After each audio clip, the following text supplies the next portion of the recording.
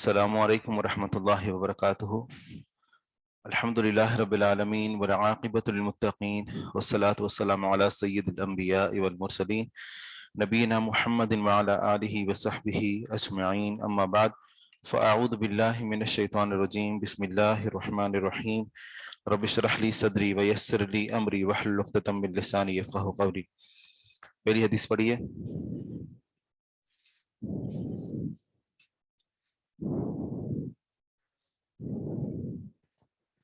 اما بعد، بسم اللہ الرحمن الرحیم۔ باب التوقید فی الماء۔ عن عبید اللہ بن عبد اللہ بن عمر عن ابی قال سئل رسول اللہ صلی اللہ علیہ وسلم عن الماء وما ينوبه من الدواب والسباع فقال اذا كان الماء قلتين لم يحمل الخبث۔ حدیث کا نمبر ہے 328۔ باب توقیت فی الماء۔ وقت یوقت توقیت مصدر ہے باب تفعیل سے، اور مادہ ہے واو، قاف اور تا۔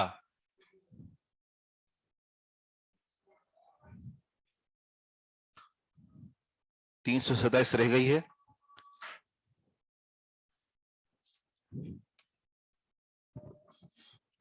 آپ ایک حدیث ماشاءاللہ آگے رہتے ہیں کل کی طرح۔ معذرت شیخ صاحب۔ ٹھیک ہے۔ عن ابن ابی سعید الخدری عن ابی قال مررت بالنبي صلى الله عليه وسلم وهو يتوضأ من بئر بزاة فقلت أتتوضأ منها وهي يطرح فيها ما يكره من النتن؟ فقال الماء لا ينجسه شيء۔ حدیث نمبر ہے 327۔ عن صلیط عن ابن ابی سعید الخدری عن ابیہ قال، ابو سعید خدری رضی اللہ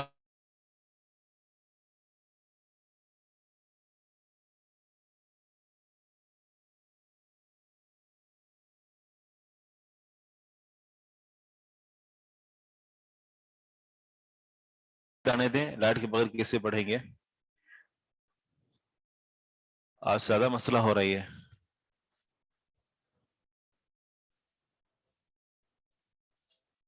عبد الباسط، آپ کی ویڈیو آن ہے۔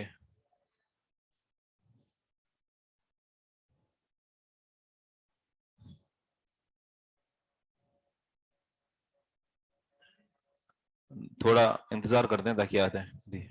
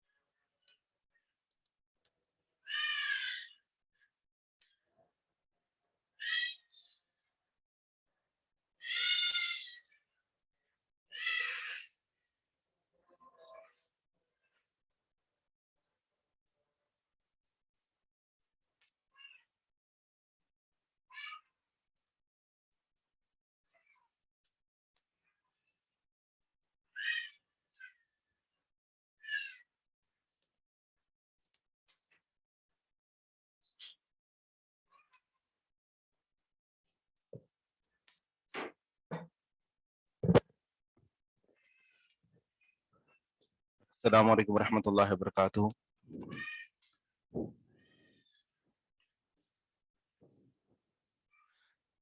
سیدنا ابو سعید خدری رضی اللہ عنہ سے روایت ہے، فرماتے ہیں مررت بالنبی صلی اللہ علیہ وسلم وہو یتوضأ، میں گزرا نبی صلی اللہ علیہ وسلم کے پاس سے اس حال میں کہ آپ علیہ الصلوۃ والسلام وضو کر رہے تھے، من بئر بداعۃ، بزاع کے کنویں سے. فقلت، پس میں نے کہا. آپ کے ہاں کیا الفاظ ہیں آگے؟ اتتوضأ، کیونکہ کچھ روایات میں نتوضأ کے الفاظ بھی ہیں. اتتوضأ، کیا آپ وضو کر رہے ہیں، منہا، اس سے. اور دوسری روایت کے اندر الفاظ اس میں متکلم کا صیغہ ہے، جس کا معنی یہ ہے کہ نتوضأ، کیا ہم وضو کر سکتے ہیں. یعنی بطور ادب کے انہوں نے مخاطب کرنے کے بجائے متکلم کا صیغہ استعمال کیا، کیونکہ پہلے نقطے نہیں ہوتے تھے تو اس طریقے سے اس کو دونوں طریقے سے پڑھا گیا ہے. کیا آپ وضو کر رہے ہیں، منہا، اس سے، یعنی اس کنویں سے.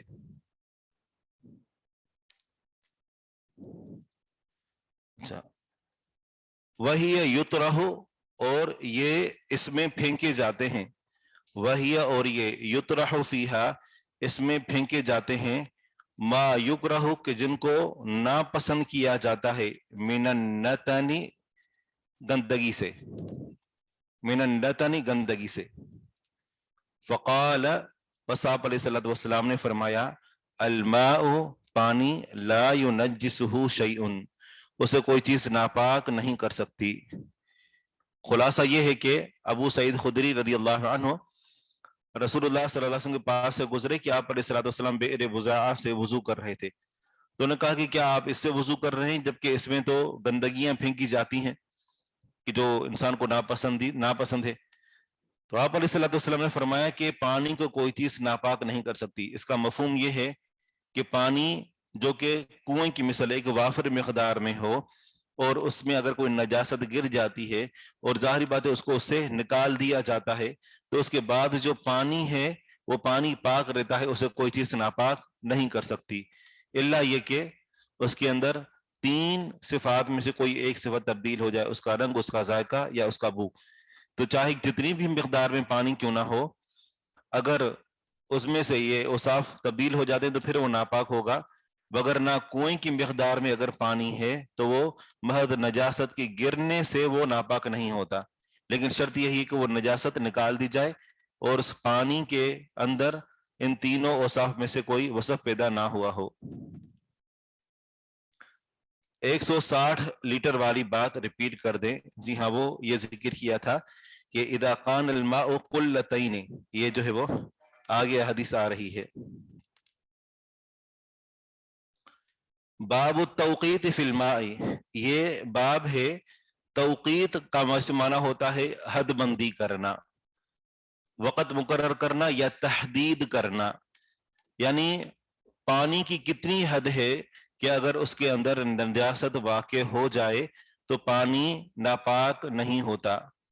کم از کم کتنا پانی ہونا چاہیے؟ زیادہ سے زیادہ پانی میں سب، اور ایک پورا سمندر ہے، ایک بہت بڑا تالاب ہے، کنواں ہے، اس کے اندر کوئی نجاست واقع ہوئی، گر گئی، تو پانی ناپاک نہیں ہوتا. تو آخر پانی کی کتنی حد ہے کہ اگر اس کے اندر نجاست واقع ہو جائے تو پانی ناپاک نہیں ہوتا؟ تو یہ حدیث اس بارے میں ہے. التوقیت فی الماء، پانی کی تحدید کے بارے میں، پانی کی حد بندی کے بارے میں، کہ کتنا پانی کم از کم ہوگا کہ جس میں نجاست واقع ہوگی تو وہ پانی ناپاک نہیں ہوگا، اور اگر اس سے کم ہوا اور اس میں نجاست گر گئی تو وہ پانی ناپاک ہو جائے گا.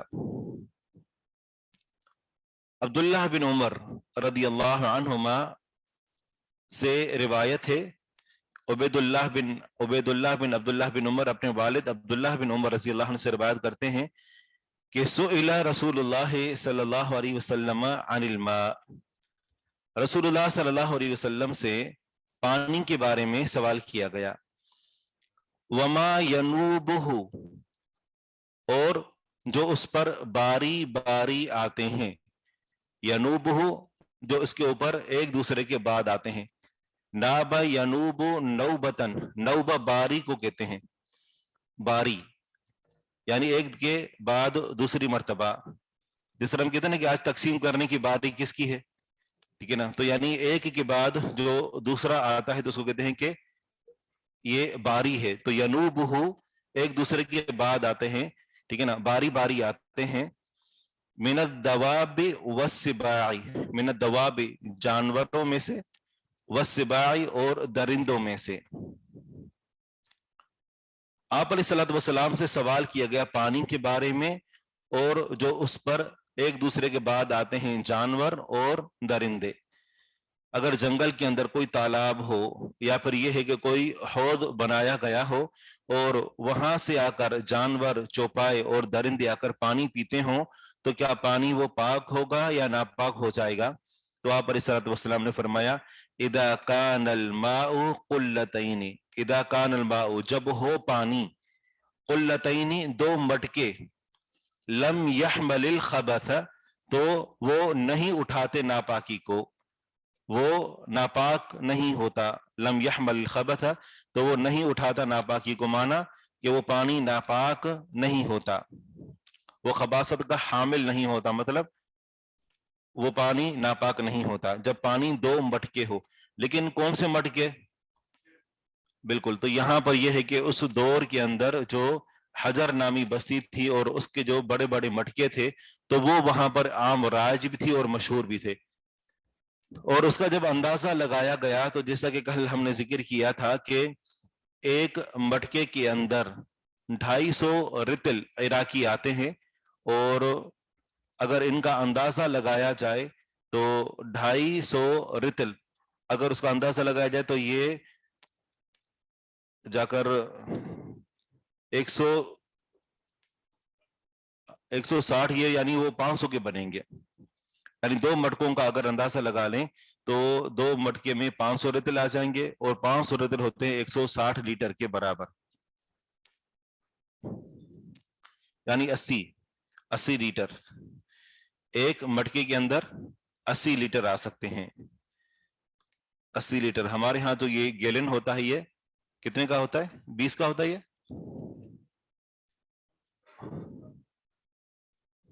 19 لیٹر ہوتا ہے. صحیح. تو ہاں، تو اس کا مطلب یہ ہے کہ اگر اس لحاظ سے ان 4 بوتلوں کو ملا لیا جائے، 4 کو 4.25 کو، تو پھر اگر یعنی اتنا پانی بنے گا تو وہ ایک مٹکا بنے گا، اور پھر اس کو ہم ڈبل کر لیں. تو بہرحال آپ آسان لفظوں میں لکھ لیں کہ یہ 100 نہیں، وہ میں کہہ رہا ہوں کہ 4 بوتل اگر ملیں گی تو ایک مٹکا بنے گا، یہ میں کہہ رہا ہوں. وہ مختلف ہیں، 19 ہیں، 20 ہیں. جی ہاں، بڑے ٹینک ہوتے ہیں، اور کم از کم بھی میرے خیال میں یعنی کتنا ہوگا، 200-250 لیٹر تو اس کے اندر آ جاتے ہوں گے. بالکل، گھروں کے اندر جو ٹینک رکھے ہوتے ہیں پلاسٹک کے.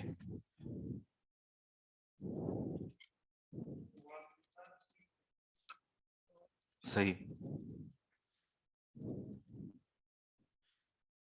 اذا کان الماء جب ہو پانی، قلتین دو مٹکے، لم یحمل الخبث تو وہ نہیں اٹھاتا ناپاکی کو. جب پانی ہو 2 مٹکے تو وہ نہیں اٹھاتا ناپاکی کو، مطلب وہ ناپاک نہیں رہتا. اگلی حدیث ہے عن انس رضی اللہ عنہ. بالکل، یہاں پر بھی شرط یہی ہے. وہ تو ایک عام اصول ہے کہ پانی چاہے کتنی ہی مقدار میں کیوں نہ ہو، لیکن شرط یہ ہے کہ پانی کا ایک ہوتا ہے، مثال کے طور پر ایک پانی ایک تالاب کے اندر بڑے لمبے عرصے سے ہے، بس اوقات پانی کے اندر جو کائی جم جاتی ہے تو اس سے بھی وہ سمیل آ جاتی ہے. کیا یہ پانی ناپاک ہو گیا؟ نہیں، کیونکہ اس کے اندر کوئی چیز ناپاک گری نہیں ہے، وہ خود بخود اس کے اندر پیدا ہوئی ہے، تو اس وجہ سے وہ پانی ناپاک نہیں ہوگا. کچھ تالاب ایسے ہوتے ہیں کہ ان کا پانی زیادہ لمبے عرصے تک رہنے کی وجہ سے ہلکا ہلکا سا پنک گلابی کلر کا ہو جاتا ہے، پنک ہو جاتا ہے. ایسے بھی ہم نے دیکھے ہیں تالاب. تو بات یہ ہے کہ اگر وہ یعنی ایسا ہو کہ جس کے اندر جو ہے وہ نجاست گر جائے، اور نجاست کے گرنے کی وجہ سے اس کے 3 اوصاف میں سے کوئی وصف تبدیل ہو جائے، پانی کم ہو یا زیادہ، اس میں کوئی حد بندی نہیں، تو وہ پانی ناپاک ہے۔ ایک تو نا بالکل جو ہے وہ پانی سڑ جاتا ہے، بالکل گندا ہو جاتا ہے بالکل، اور پوری اوپر سے کائی کائی جمی ہوئی ہوتی ہے، گندے تالاب جوہر، تو وہ تو ظاہری بات ہے کہ بالکل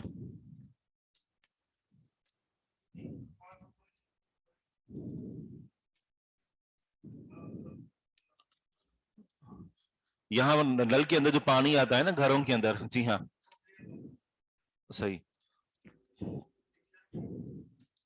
اگر تو پانی ایسا ہے،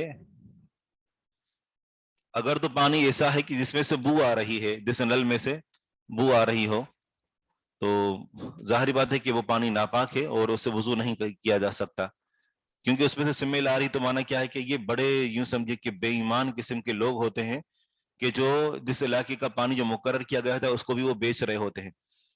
لیاری میں جہاں میں جمعہ پڑھاتا ہوں، وہاں بتاتے ہیں کہ اکثر ایسا ہوتا ہے کہ مہینے میں 1 مرتبہ پانی آتا ہے، وہ بھی رات کو جاگ کر، وہ پوری رات، یہ کوئی یعنی آپ اسی دنیا کے اندر رہ رہے ہیں، یہ بھی اسی دنیا کی خبریں ہیں کہ پوری رات جاگ کر وہ انتظار کرتے ہیں اور پانی آتا ہے، اور وہ بھی تھوڑی دیر کے لیے، اور وہ بھی یعنی یوں سمجھیے کہ اگر 2 گھنٹے پانی چلے گا تو اس میں سے بھی تقریباً آدھا یا پونا گھنٹہ وہ کالا بالکل اور بالکل یعنی کیچڑ والا پانی وہ آتا رہے گا، اور اس کے بعد اچانک صاف ہوگا آدھا گھنٹہ، اس کے بعد دوبارہ سے وہی پانی شروع ہو جائے گا۔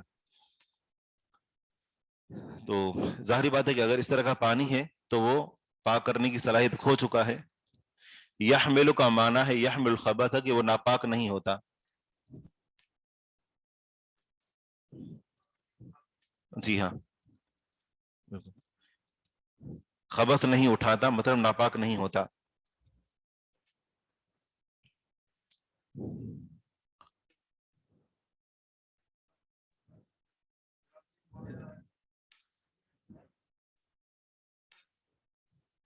یہ مطلب ہے کہ اس مثل الذین حملوا التوراۃ ثم لم يحملوها، حامل مطلب اس سے متصف ہونا، ٹھیک ہے، تو یہاں پر بھی ہے کہ وہ ناپاکی سے متصف نہیں ہوتا۔ عن انس رضی اللہ عنہ ان اعرابیا بال فی المسجد فقام الیہ بعض القوم، انس رضی اللہ عنہ سے روایت ہے کہ بے شک ایک دیہاتی نے مسجد میں پیشاب کر دیا، فقام الیہ بعض القوم، بس کھڑی ہوئی اس کی طرف بعض القوم، کچھ قوم، مطلب کچھ لوگ اس کی طرف کھڑے ہوئے تاکہ اس کو منع کریں کہ تم مسجد کے اندر پیشاب کر رہے ہو، یہ اللہ کے گھر ہوتے ہیں ذکر اذکار کے لیے، نماز کے لیے پاکیزہ ہوتے ہیں، تم یہاں پیشاب کر رہے ہو، تو یعنی وہ بھی جذباتی ہو کر اٹھے تاکہ اس کو پیشاب کرنے سے منع کریں۔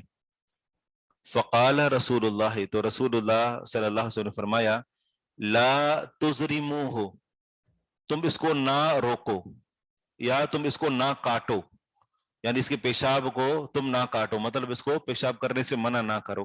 لا تزرموہ کے جا اصل معنی ہے وہ یہی ہے کہ تم اس کو نہ کاٹو، معنی ہے کہ اس کو پیشاب کرنے سے نہ روکو۔ فلما فرغ، پس جب وہ فارغ ہو گیا، دعا بدلو من ماء، آپ علیہ الصلوۃ والسلام نے منگوایا، بدلو من ماء، پانی کا ایک ڈول، یعنی بالٹی نما ڈول، فصبہ علیہ، بس آپ علیہ الصلوۃ والسلام نے اس کے اوپر اس کو بہا دیا، اڈیل دیا۔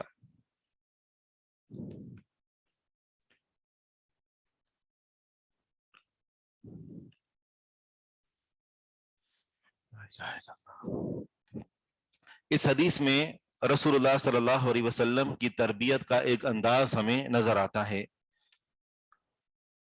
اس سے جو مسائل معلوم ہو رہے ہیں وہ یہ ہے کہ نجاست کو زائل کرنے کے لیے پانی ہی جو ہے وہ ایک ذریعہ ہے، نجاست کو زائل کرنا ہو، ختم کرنا ہو تو، اور دوسری بات یہ ہے کہ اگر وہ نجاست زمین کے اوپر واقع ہو گئی ہے، گر گئی ہے، تو سب کا موقف یہی ہے کہ اس کے اوپر اگر پانی بہا دیا جائے، اگر نجاست زمین کے اندر جذب ہو گئی ہے اور اس کے اوپر پانی بہا دیا جائے، حالانکہ پانی اس کے اوپر پڑے گا اور پانی اس کے اوپر تھوڑا سا اندر جائے گا اور باقی تو وہ آگے بہہ جائے گا، تو وہ پانی کے ملنے کی وجہ سے وہ ناپاکی ختم ہو جائے گی۔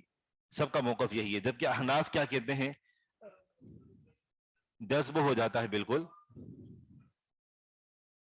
بالکل، لیکن احناف کہتے ہیں کہ نہیں، اس زمین کو پورا اکھیڑنا پڑے گا، یعنی دیکھیں گے کہاں تک جو نجاست گئی ہے تو اس نجاست کو اکھیڑ کر اس مٹی کو نکالنا پڑے گا، جبکہ آپ علیہ الصلوۃ والسلام نے یہ تکلف نہیں کیا۔ دوسرا یہ بھی اس سے مسئلہ معلوم ہوا کہ جب نجاست کے اوپر پانی بہایا جائے گا، یعنی پیشاب جو ہے وہ یہاں پر گر گیا، پانی جب ہم نے اس کو بہایا تو ظاہری بات ہے کہ یہ پانی آگے تک چلا گیا، ٹھیک ہے نا، تو یہ کہ یہ جگہ تو پاک ہو گئی، لیکن اگلا حصہ جہاں سے وہ پانی گزرا، ٹھیک ہے نا، اب اس میں پانی اور پیشاب دونوں مکس ہو گئے، وہ پانی آگے سے گزر گیا، ہم نے اس کے اوپر پانی بہا دیا، تو مانا ہے کہ وہ آگے سے پانی جو ہے مکس ہو کر گزر رہا ہے، تو وہ پانی ناپاک نہیں ہے۔ اس مسئلے کو سمجھے؟ جس طریقے سے یہاں پر کسی نے پیشاب کر دیا اور ہم نے اس کے اوپر پانی بہا دیا، اور پانی کو ہم باہر وائپر سے اس کو نکال رہے ہیں، تو ظاہری بات ہے کہ جس جگہ پیشاب لگا تھا پانی بہا دیا، اب وہ پیشاب اور پانی مکس ہو گیا ہے، اب وہ آگے جا رہا ہے، ہم اس کو وائپر سے کھینچ کر لے جا رہے ہیں، تو آگے جہاں سے وہ پانی گزر رہا ہے تو وہ جگہ ناپاک نہیں ہوگی، کیونکہ ابھی پانی اور پیشاب مکس ہو چکے ہیں۔ لیکن پھر بھی بہتر یہی ہے کہ یعنی اس طریقے سے پانی بہا دیا جائے، اور پانی اتنا بہا دیا جائے تاکہ پیشاب کے جو اثرات ہیں وہ ختم ہو جائیں۔ بچے عام طور پر جب پیشاب کرتے ہیں گھروں کے اندر تو کیا کرتے ہیں خواتین، بسا اوقات جو ہے وہ اسی کپڑے سے پونچھ کر اور سمجھتی ہیں کہ جنہیں وہ پاک ہو گیا، حالانکہ وہاں پر اس کے بعد پانی گرانا ہوگا، بس پیشاب کا پونچھنا کافی نہیں ہے، ہاں کپڑا جو ہے اس کے اوپر گیلا کر کے لگائیں یا پوچھا لگائیں اس کے اوپر، تاکہ وہاں سے جو سوکھا پیشاب جو اس کے اثرات ہیں وہ ختم ہو جائیں۔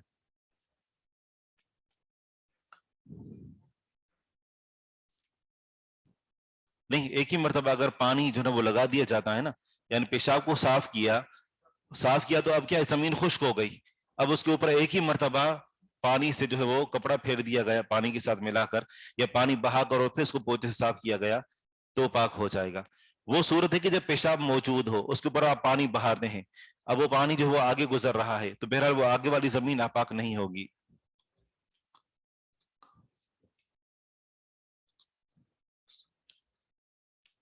اس جگہ پر یا اس شخص پر، یہاں شخص کے اوپر پانی نہیں بہایا، اس جگہ پر پانی بہایا۔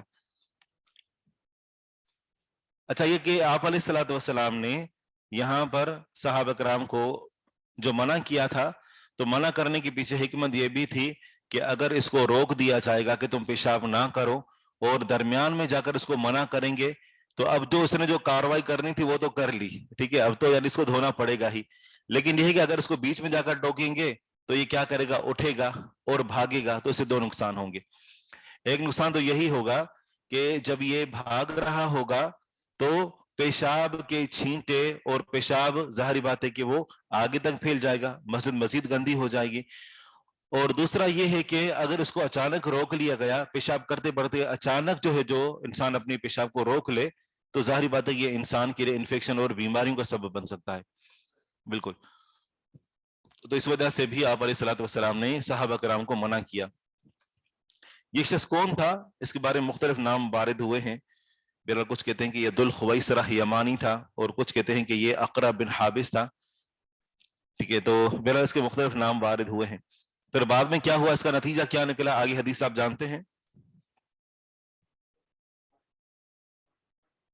پانی بہا دیا گیا، لیکن اس کے بعد واقعہ کیا پیش آیا،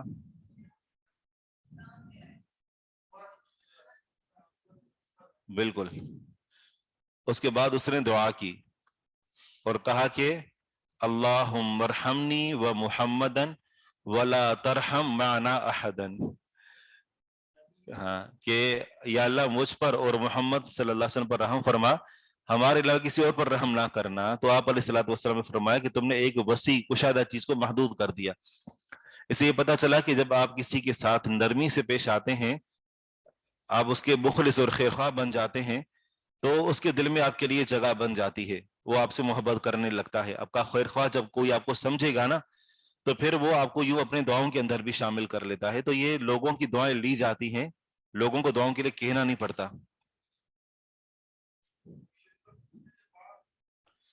اس باب سے یہ معلوم ہوتا ہے کہ یہاں پانی کی تحدید کتنی ہے، یعنی اگر ہم زمین کے اوپر پڑی ہوئی نجاست کو صاف کرنا چاہتے ہیں تو اس کے لیے یعنی پیشاب کے مقابلے میں پانی کی مقدار کتنی ہو، کم از کم ایک بالٹی اگر آپ اس کے اوپر بہا دیتے ہیں تو وہ بالٹی کی کوئی حد بندی نہیں ہے، ڈول کے لیے کوئی مقدار طے نہیں ہے، تو آپ اس کے اوپر بہا دیتے ہیں تو وہ پیشاب پاک ہو جاتا ہے، یعنی پیشاب والی جگہ پاک ہو جاتی ہے۔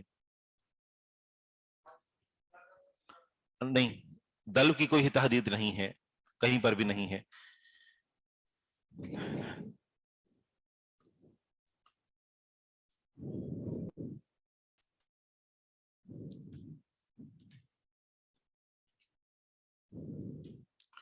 پیشاب کرنے کی جگہ اور نہانے کی جگہ ایک ہی ہو تو کیا وہاں پانی بہانے سے جگہ صاف ہو جائے گی؟ اور اگر نہاتے ہوئے چھینٹے پڑنے کا خدشہ ہو تو کیا کرنا چاہیے؟ شک کو پکڑ لیں یا چھوڑ دیں؟ اب اگر جگہ اتنی تنگ ہے، ٹھیک ہے نا، کہ جس طریقے سے حرم کے اندر واش روم ہوتے تھے کہ وہ بسا اوقات اتنی جگہ ہوتی ہے کہ انسان صرف وہاں پر قضاء حاجت ہی کر سکتا ہے، وہاں نہا نہیں سکتا، لیکن اگر وہاں پر نہانا پڑ جائے، کوئی مجبوری ہو، تو پہلے وہاں اچھی طرح پانی بہا لے اور اس جگہ کو صاف کر دیں اور اس کے بعد آپ نہائیں۔ کوشش کریں کہ شکوک اور شبہات سے دور ہے، وہاں اس جگہ نہائیں ہی نہ۔ کچھ لوگ ہوتے ہیں نا کہ وہاں لوٹے سے ہی نہانا شروع کر دیتے ہیں، ہم نے وہاں پر یہ مناظر دیکھے، کچھ وہ پائپ ہوتے تھے، پائپ سے نہاتے تھے یا پھر لوٹے سے نہاتے تھے۔ تو اس صورت میں بہتر تو یہ ہے کہ شک اور شبہ والی جگہ سے اپنے آپ کو بچائیں۔ انسان کتنا ہی جو ہے وہ صفائی کا اہتمام کر لے، لیکن اگر بالفرض مجبوری ہے، نہانا بھی ضروری ہے، تو اس جگہ کو پہلے اچھی طرح صاف کر کے اور پھر وہاں پر جو ہے وہ نہائے، اور کوشش یہ کرے کہ اس کے چھینٹے اس کو نہ لگیں۔ لیکن اگر لگ بھی جاتے ہیں تو نہانے کے بعد کھڑے ہو کر اپنے اوپر پھر سے جب پانی بہائے گا تو انشاءاللہ وہ پانی جب نیچے گرے گا تو اس صورت میں شکوک و شبہات زائل ہو جائیں گے۔ تو یہ صورت ہے۔ جی ہاں، کس سے مشترک؟ جی ہاں، جی ہاں، انہوں نے جو جگہ بنائی ہوئی ہے تو وہ اس طریقے سے ہے کہ یعنی دروازہ جیسے آپ کھول کر اندر آ جاتے ہیں تو وہ چھوٹی سی جگہ بنی ہوئی ہوتی ہے، اس میں وہ کپڑے وغیرہ لٹکانے ہوتے ہیں، اور بس اوقات وہاں سامنے یعنی مدینی کے اندر تو ہے، مسجد حرام میں جو نئے باتھ روم بنے تھے تو وہاں پر یہ سسٹم نہیں تھا، وہاں پر چھوٹے سے ہی، اور وہ بھی جیسے یہ میرے خیال میں المونیم کے یا پھر یہ کہ اسٹیل کے ہے وہ بنے ہوئے تھے، اور وہاں پر جو نا وہ WC اور وہیں پر بیٹھ کر نہاتے تھے۔ دل ڈول ہوتا ہے۔ اگلی حدیث کی طرف آتے ہیں۔ عن ابی ہریرہ رضی اللہ عنہ، حدیث کا نمبر ہے 330۔ قال قام اعرابی فبال فی المسجد۔ ابو ہریرہ رضی اللہ عنہ فرماتے ہیں کہ دیہاتی کھڑا ہوا، فبال فی المسجد، بس اس نے مسجد میں پیشاب کیا، کھڑے ہو کر وہ پیشاب کر رہا تھا۔ فتناولہ الناس، بس لوگوں نے اسے پکڑا۔ فقال لهم رسول اللہ، تو رسول اللہ صلی اللہ علیہ وسلم نے ان سے فرمایا دعوہ، تم اسے چھوڑ دو، اسے چھوڑ دو۔ اور جب وہ فارغ ہو گیا تو فرمایا وَأَحْرِيقُوا، اور بہاؤ، اور بہاؤ، انڈیلو، علی بولہ، اس کے پیشاب پر، دلون من ماء، پانی کا ایک ڈول۔ فَإِنَّمَا، بس سوائے سے کچھ نہیں، بے شک بعثتم، تم بھیجے گئے ہو، میسرین، آسانی بنانے والے بنا کر، میسرین، آسانی کرنے والے، ولم تبعثوا، اور تم نہیں بھیجے گئے، معسرین، تنگی کرنے والے، دشواری کرنے والے، مشقت کرنے والے۔ تمہیں اللہ سبحانہ و تعالیٰ نے جو بھیجا ہے، بھیجے تو آپ علیہ الصلوۃ والسلام گئے ہیں، لیکن صحابہ کرام بھی آپ علیہ الصلوۃ والسلام کے حکم سے لوگوں کی تعلیم اور تربیت کا اہتمام کیا کرتے تھے، تو فرمایا کہ تمہیں بھیجا گیا ہے، جسے کنتم خیر امۃ اخرجت للناس، تم لوگوں کے لیے نکالے گئے ہو، میدان عمل میں لائے گئے ہو۔ تو یہاں پر بھی یہی ہے کہ اللہ سبحانہ و تعالیٰ نے تمہیں اس امت کے ذریعے سے لوگوں کی اصلاح کے لیے جو بھیجا ہے وہ یہ کہ بعثتم میسرین، تم بھیجے گئے ہو آسانی بنانے والے بنا کر، آسانی کرنے والے بنا کر، ولم تبعثوا، اور تم نہیں بھیجے گئے، معسرین، تنگی کرنے والے بنا کر، تنگی کرنے والے یا مشقت کرنے والے، تمہارا کام لوگوں کے لیے آسانی پیدا کرنا ہے۔ بالکل، یا پر صلاۃ والسلام ہر وہ قافلہ جو کسی جگہ جہاد کے لیے اجازت فرماتے تھے کہ یسروا ولا تعسروا، بشروا ولا تنفروا، کہ لوگوں کے لیے آسانیاں پیدا کرو۔ تو کوشش یہ ہونی چاہیے ایک قائد کی، ایک رہنما کی، یا کسی بھی جگہ پر کوئی کسی عہدے اور ذمہ داری پر ہے، چاہے وہ گھر کے اندر اپنا کردار ادا کرنے والے والدین ہی کیوں نہ ہوں، کوشش وہ یہ کریں کہ آسانیاں پیدا کریں۔ جب تک آسانی بگاڑ کا سبب نہ بن رہی ہو تو۔ النہی عن اغتسال الجنوب فی الماء الدائم، منع ہے ان اغتسال الجنوب، جنبی کا غسل کرنا، فی الماء الدائم، رکے ہوئے پانی میں، ٹھہرے ہوئے پانی میں۔ یہ حدیث ہم پہلے پڑھ چکے ہیں۔ بکیر سے روایت تھے کہ ابو صاحب نے انہیں حدیث بیان کی، ابو صاحب نے ان کو حدیث بیان کی کہ بے شک انہوں نے سمع ابا ہریرہ، ابو صاحب نے یہ حدیث ابو ہریرہ رضی اللہ عنہ سے سنی۔ یقول قال رسول اللہ، رسول اللہ صلی اللہ علیہ وسلم نے فرمایا، لا یغتسل احدکم فی الماء الدائم وہو جنوب، نہ غسل کرے تم میں سے کوئی ایک فی الماء الدائم، رکے ہوئے پانی میں، وہو جنوب، اس حال میں کہ وہ جنبی ہو۔ کیا جنبی کا رکے ہوئے پانی کے اندر غسل کرنا، کیا وہ پانی ناپاک ہو جائے گا؟ ابھی ہم نے پڑھا اگر وہ پانی 160 لیٹر سے زیادہ ہو تو وہ ناپاک نہیں ہوگا، لیکن یہ ہے کہ ناپسند ہے، منع جو کیا گیا تو یہ مطلقاً منع کیا گیا اور اس سے بچنا ضروری ہے۔ یہ جو نہیں ہے وہ تنزیہ کے لیے ہے یا تحریم کے لیے ہے؟ تحریم کے لیے ہے، حرام ہے، یہ گناہ ہے، یعنی اس طریقے سے نہانا، یہ نہیں کہ مکروہ ہے، مطلب نہانا چاہے تو نہا سکتا لیکن بچنا چاہیے، یہ حرام ہے۔ جی ہاں، اگر 160 لیٹر سے اگر پانی کم ہو اور بندہ اس میں نہاتا ہے، یعنی ایک ٹنکی کے اندر چلا جاتا ہے، جنبی تھا، پانی ناپاک ہو جائے گا۔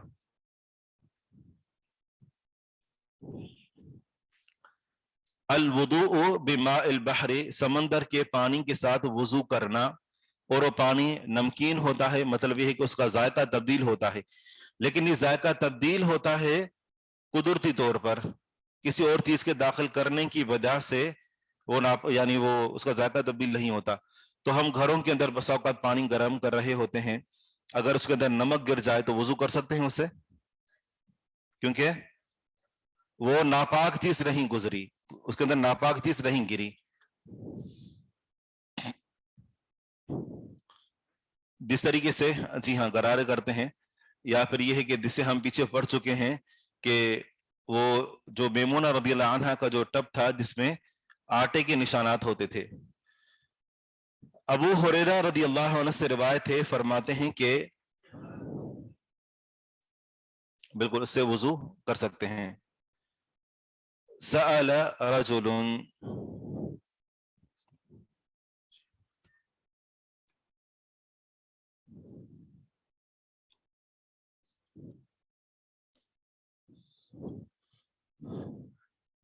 پرندوں کا جو بیٹ ہوتا ہے وہ پاک ہوتا ہے یا ناپاک ہوتا ہے؟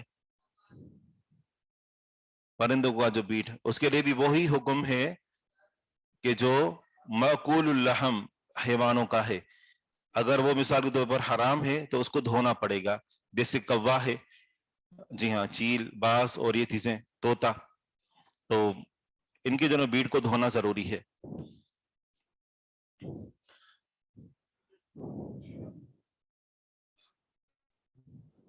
ضروری نہیں ہے، یہاں اصول یہی ہے کہ بس وہ پنجوں سے کھاتا ہے نا۔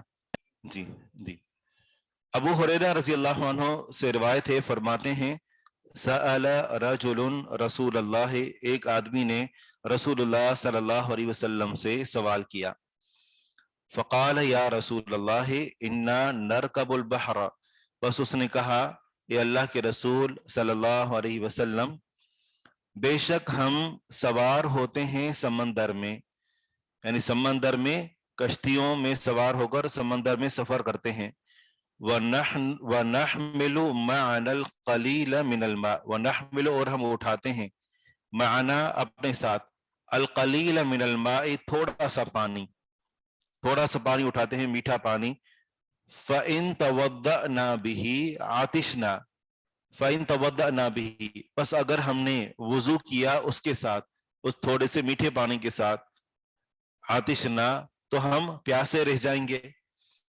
أَفَنَتَوَضَّأُ مِن مَاءِ الْبَحْرِ، کیا پس ہم وضو کریں من ماء البحر، سمندر کے پانی سے، تو رسول اللہ صلی اللہ علیہ وسلم نے فرمایا ہوا طہور ماؤہ، وہ پاک ہے اور پاک کرنے والا ہے، ماؤہ اس کا پانی، سمندر کا پانی، اور الحل میتتہ، حلال ہے اس کا مردار، سمندر کا جو مردار ہے وہ حلال ہے۔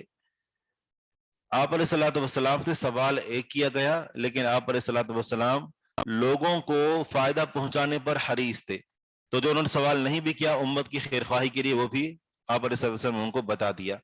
سمندر کا مردار حلال ہے۔ اب یہ مارکۃ الآراء مسئلہ ہے کہ سمندر کا حلال کیا ہے، سمندر کا مردار حلال ہے وہ کیا ہے؟ سمندر کا شکار حلال ہے، سمندر کا شکار، اور اس میں یہی آتا ہے کہ ہر وہ چیز جو سمندر کے اندر بھی اندر زندہ رہتی ہے اور باہر آ کر مر جاتی ہے تو وہ حلال ہے۔ اور ایک یہ ہے کہ سمندر کی حناف کو قول یہ ہے کہ سمندر کی صرف مچھلی حلال ہے، اور کچھ کہتے ہیں کہ ایسا جانور جو خشکی پر حرام ہے جیسے گدھا، خنزیر، کتا، تو اگر اس سے ملتی جلتی کوئی چیز سمندر کے اندر سے دریافت ہوتی ہے تو وہ حرام ہے، باقی اس کے علاوہ تمام چیزیں حلال ہیں۔ تو یہ جو کیکڑا ہوتا ہے جس کا بڑے شوق سے آپ لوگ جوس پیتے ہیں، ہاں سوپ پیتے ہیں، سوپ بھی تو جوس ہی ہوتا ہے نا اصل میں، اس کو نچوڑ کر، چلے سوپ پیتے ہیں تو یہ حلال ہے؟ جی ہاں، تو وہ تو باہر بھی زندہ رہتا ہے، صحیح۔ ہمارے ساتھی تو ماشاءاللہ ان کے اوپر خاصی تحقیق کر رکھی ہے، کہتے ہیں انڈے بھی باہر دے رہا ہے، تو پھر وہ حلال کیسے ہوا؟ بہرحال اس مسئلے میں تھوڑی تحقیق کرنے کی ضرورت ہے۔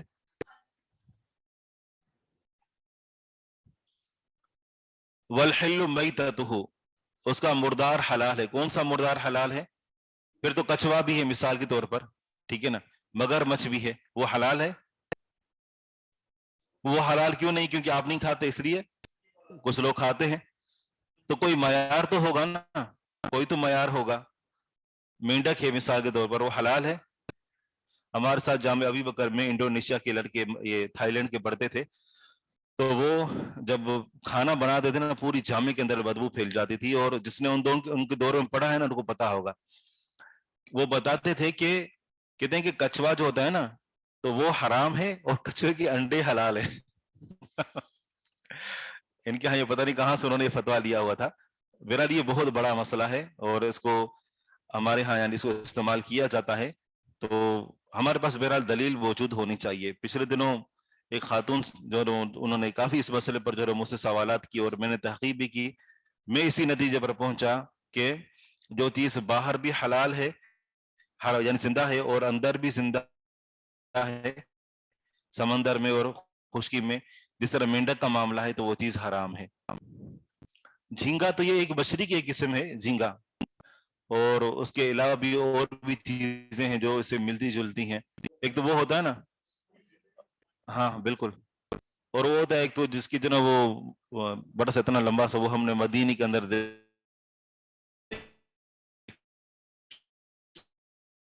ہوئے تھے، پتہ نہیں کیا کیا عجیب و غریب قسم کے، ہاں ہاں، مگرمچھ زمین پر بھی ہوتا ہے، کچھوے بھی زمین پر ہوتے ہیں، اور کیکڑے بھی زمین کے اوپر، بلکہ کیکڑے سمندر کے اندر زندگی نہیں گزارتے، سمندر کے کنارے پر گزارتے ہیں جہاں ان کو پانی مل رہا ہوتا ہے اور خشکی بھی ہوتی ہے۔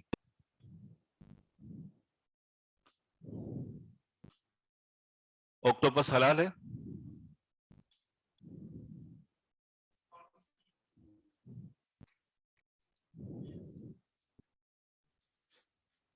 صحیح،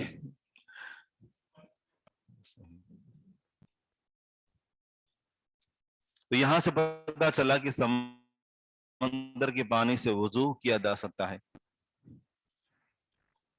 باب الوضوء بماء الثلج والبرد، یہ باب ہے کہ وضو کرنا برف کے اور اولوں کے پانی سے، برف کا پانی اور اولوں کا پانی، کیونکہ وہ پاک ہوتا ہے اور یہ ہے کہ اس تک ہاتھ نہیں پہنچے ہوئے ہوتے، لہذا ان سے وضو کیا جا سکتا ہے۔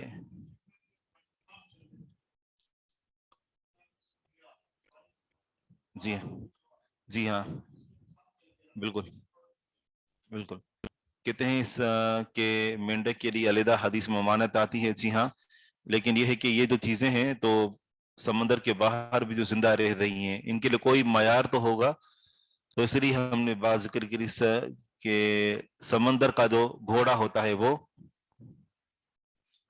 آتا کہاں ہے، عام طور پر بکتا بھی نہیں ہے، وہ تازہ میرے خیال میں ہوتے بھی چھوٹے چھوٹے سے ہیں وہ تو شاید. بہرحال مچھلی حناف کا اس بارے میں جو قول ہے نا وہ زیادہ احتیاط پر ہے کہ اب صرف مچھلی تک جو ہے محدود رہیں. جب سمندر کی مچھلیاں ختم ہو جائیں ساری کی ساری تو پھر آپ اس طرف آ جائیے گا.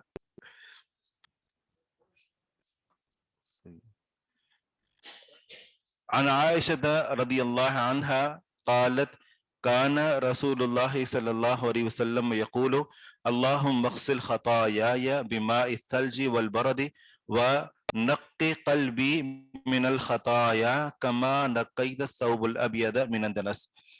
عائشہ صدیقہ رضی اللہ عنہا فرماتی ہیں کہ رسول اللہ صلی اللہ علیہ وسلم فرمایا کرتے تھے اللہم اغسل خطایاي، یا اللہ تو دھو دے میری غلطیاں، خطایا میری خطائیں، میری خطاؤں کو دھو دے، بماء الثلج برف کے پانی سے، والبرد اور اولوں کے پانی سے، ونقی قلبی من الخطایا اور پاک صاف کر دے میرے دل کو من الخطایا گناہوں سے، کما نقیت الثوب الابید من الدنس جس طرح تو نے صاف کیا سفید کپڑے کو من الدنس سے میل کچیل سے.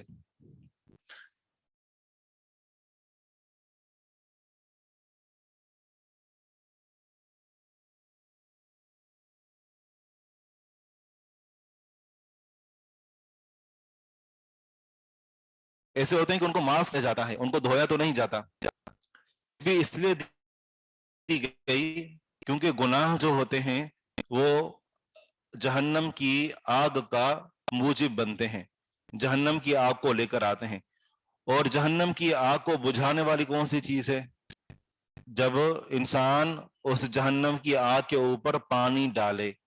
اور پانی کیسے ڈال سکتا ہے؟ اللہ تعالیٰ کی رحمت کا، اور یہ رحمت کا پانی مانا کیا کہ گناہوں کی بخشش.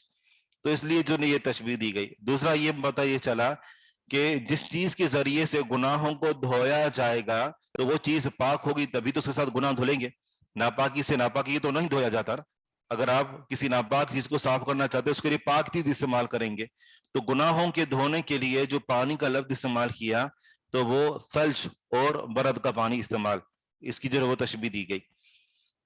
اللہم اغسل خطایا، یا اللہ تو دھو دے میری خطاؤں کو، بماء الثلج والبرد برف کے پانی سے اور اولوں کے پانی سے. کیونکہ گناہوں کی جو آگ ہوتی ہے تو اس آگ کو مغفرت کے پانی سے ہی دھویا جا سکتا ہے. اور جب اللہ سبحانہ و تعالیٰ گناہوں کو معاف کر دے گا تو یہ سمجھے کہ اس جہنم کی آگ پر پانی پڑ گیا.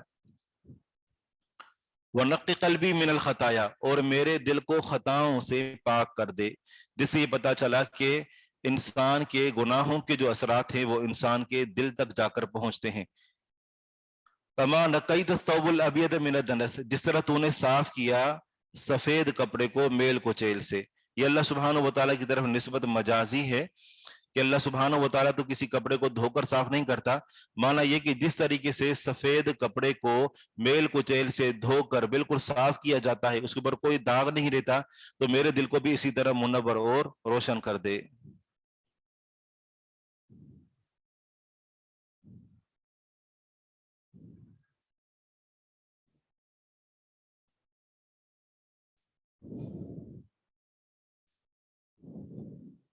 دنس کا معنی ہوتا ہے میل کچیل.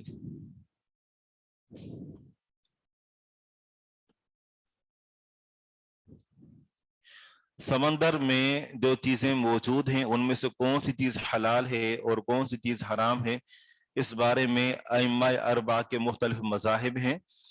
امام ابو حنیفہ رحمہ اللہ کا جو اس بارے میں مذہب ہے وہ احتیاط کے زیادہ قریب ہے، اور وہ یہ ہے کہ سمندر میں سے صرف مچھلی حلال ہے، چاہے وہ زندہ ہو یا مردہ، چاہے وہ مردہ سمندر کے اندر پڑی ہوئی ہو یا سمندر اس کو پھینک دے، لیکن وہ مچھلی ہونی چاہیے۔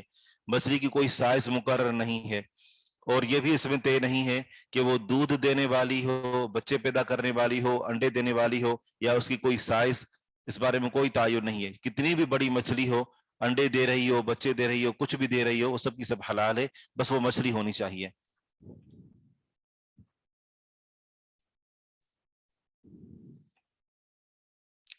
اگلی حدیث بھی اسی سے ہے، اور اسے یہ پتا چلا کہ جب گناہوں کو دھونے کے لیے برف اور اولوں کا پانی استعمال ہو سکتا ہے تو وہ وضو کے لیے بھی استعمال ہو سکتا ہے، کیونکہ وضو کرنے سے بھی گناہ دھل جاتے ہیں، اور گناہوں کے دھلنے کے لیے آپ علیہ الصلوۃ والسلام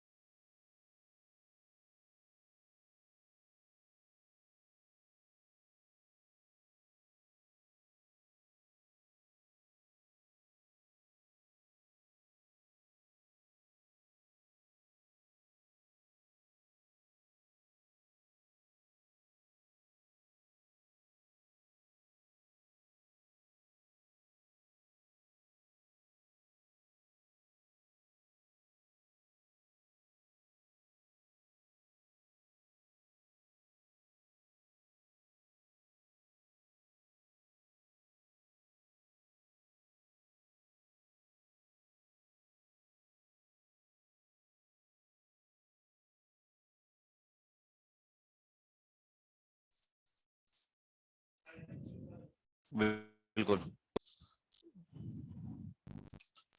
ٹھیک ہے، تو 2 منٹ باقی ہیں، باقی یہ کہ نیا موضوع شروع ہو رہا ہے، باب سور القلب، تو آگے اسی سے متصل احادیث ہیں، تو انشاءاللہ یہ ہم کل پڑھتے ہیں۔ سبحانک اللہم و بحمدک، اشہد ان لا الہ الا انت، استغفرک و اتوب الیک۔